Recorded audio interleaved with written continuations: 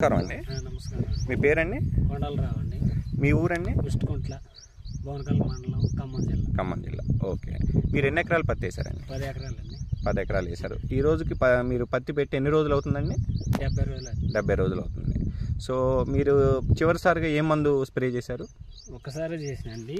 వారాహి అని గ్రోతింగ్. వారాహి గ్రోతింగ్ అగ్రిషైన్ వారు. ఇప్పటికి మీరు 70 రోజులు అయింది పత్తేసి ఓన్లీ ఒకసారి స్ప్రే చేశారు. ఇవాళకి స్ప్రే చేసి ఎన్ని రోజులు అయిందండి? 22 రోజులు అయింది. 22 రోజులు అయింది. ఎలా పనిచేసిందండి వారాహి? పని చేసిందండి. ఇంకా పూత కాయ సెట్ అయిందండి.